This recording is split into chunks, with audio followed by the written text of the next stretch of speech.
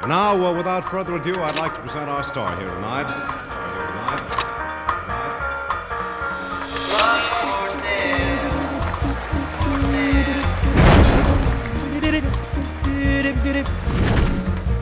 Love for sale, appetizing young love for sale.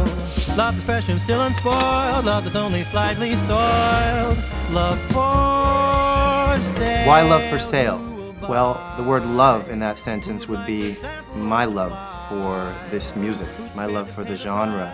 It was very lovingly left to me by my own father. That's the poet's pipe of love in their childish way. She's known every type of love, better far than they. She's been through the mill of love, she's known every thrill of love. It's also a culmination of the love that my mother gave me by exposing me to great art, music, and theater growing up. So it's fun for me because it's finally a way for me to turn around and share all of that with the public.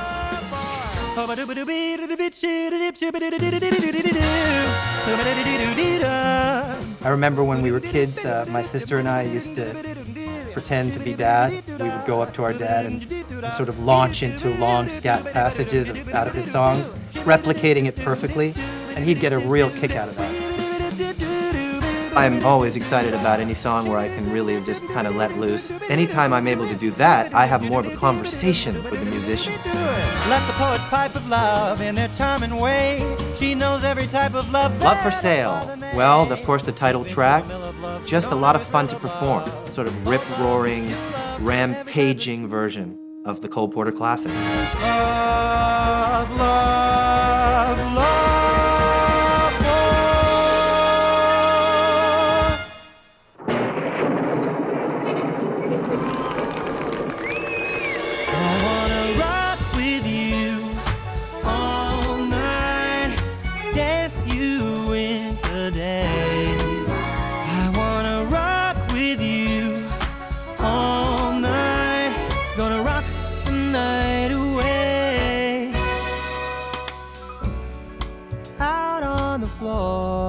It all goes back to 1978, me torturing my mother until she bought me the tape of Off the Wall, and I wore that tape out.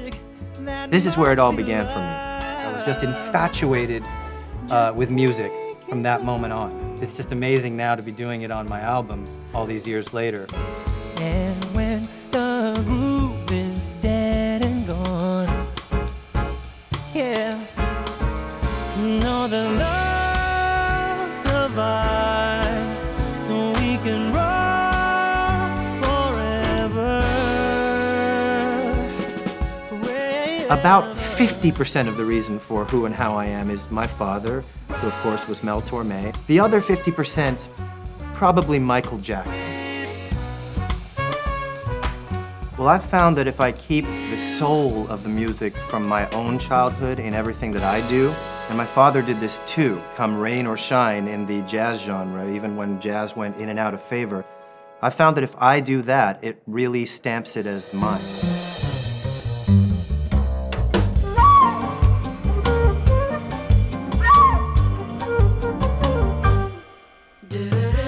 I'm coming home, baby, now. I'm coming home now right away. Well, Coming Home Baby was actually a hit for my dad when he recorded it in the early 60s. I've always loved the song and thought that it was a great sort of Motown recording, right down to Ray Charles's backing singers, the Cookies.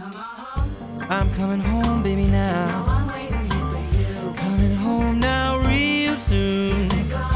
I'm coming home, baby, now. I'm coming home, I know I'm overdue. Expect me any day now, real soon. Coming home, I'm coming home, baby, now. I had to include it. I just think it's unique. Yeah, I'm coming home, baby, now.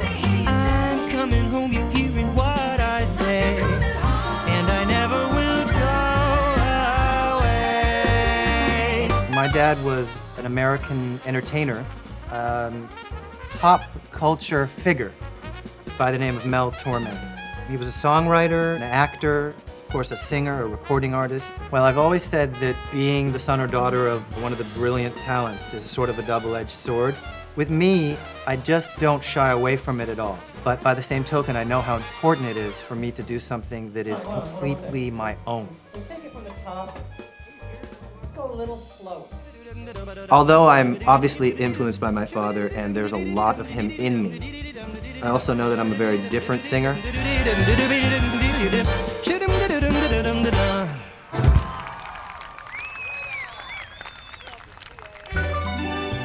Well, we just learned that one of the songs on the album, A Better Day Will Come, was fortunate enough to be selected as the winner of the John Lennon Songwriting Competition.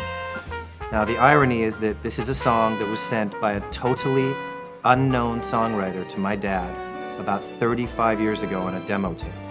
Oh yes, to be really living takes a whole lot of giving. Now don't be sad, don't you be mad, a better day will come. Now, the way the song came to me was by way of my mother, who gave me a tape she'd been holding on to for about 30 years, saying, "This is a baby tape of me and your father and you, and I'd love for you to listen to it." Okay, that's James at 3 days after he was 2 years old. And this was about 3 years ago. So I took the tape, I listened to it. It had some wonderful family posterity on there.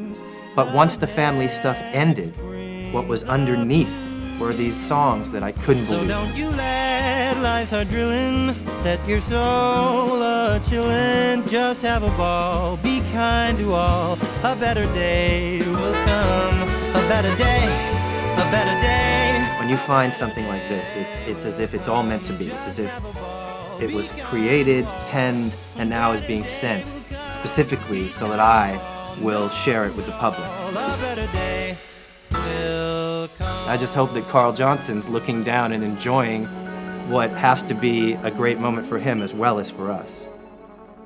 Well, when I first started putting together the song list for the album, I immediately realized how difficult it would be to find new songs that would be appropriate, rubbing shoulders with these incredible classics. What are you doing the rest of your life?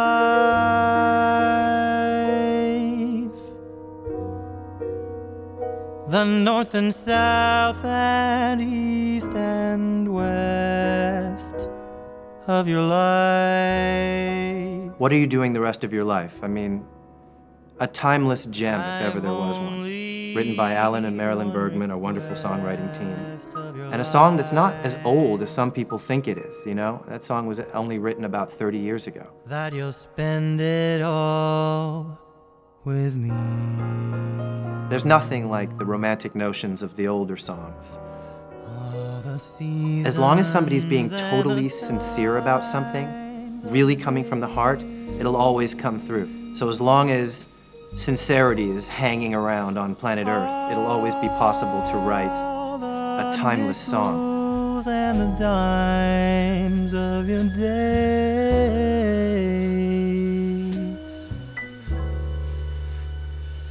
Let the reasons and the rhymes of your days all begin and end. To write a modern song and have it be comparable to the songs of yesterday, with the notions of romance and just the authenticity that's contained in the phrases of the older songs, it's kind of difficult to do. It's one or the other, something that I've always known. I wrote a song called One or the Other, which is on the album. I wrote that song in seat 57G of a Virgin Atlantic flight to London. So I was thrilled when I took the song to my producers, David and John, and they said it has to be included. That song is about a scenario of loving two people and knowing that you could only really ever have one. Or maybe not even one.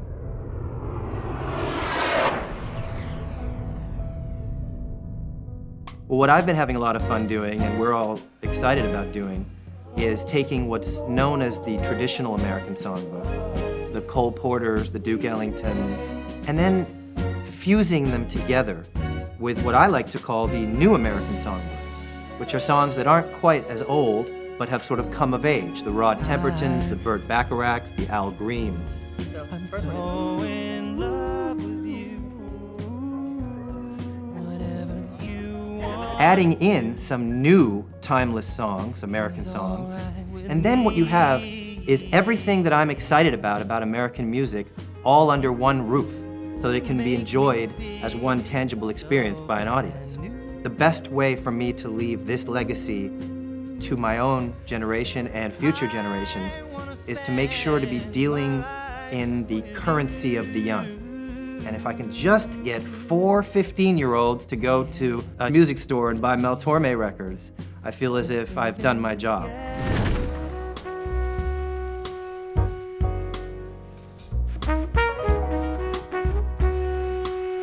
Passing By, actually the second song ever written by my dear friend, John DeVersa. The song is about realizing the impermanence of all of this. Well, I'm just passing by for the night. I won't be here very long, and it's alright. I'll be gone before you know it, it's okay. I'm just here for the day. It's all about don't waste your moments while you're here on Earth.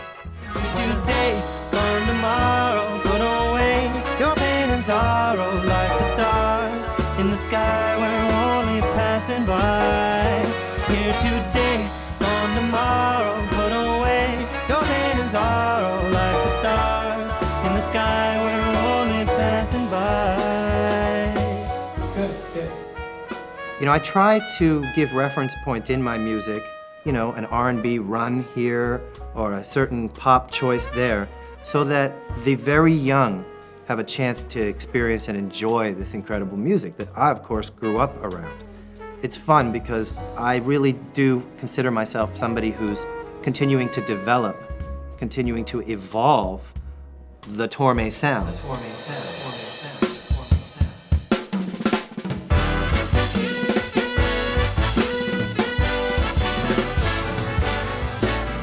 Hear my voice where you are.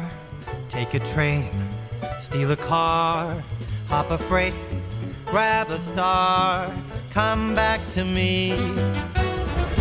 Catch a plane. The great John DeVersa brought me the 1960s recording of Peggy Lee doing Come Back to Me. I listened to it once and said, that's it, I've got to have it. On a mule, in a jet, put yourself in a net, but come back to me yet. I don't care, this is where you should be. From the hills to the shore, ride the wind to my door, turn the highways to dust, break the law if you must. If Love for Sale is my love for this genre, for this legacy, for this music, for the classic American songs, then Come Back to Me is what I want to say to the public. Come back to great American music. Come back to the notions of romance. Come back. Come back to quality music again. Move the world, only just come back to me. Come back to me.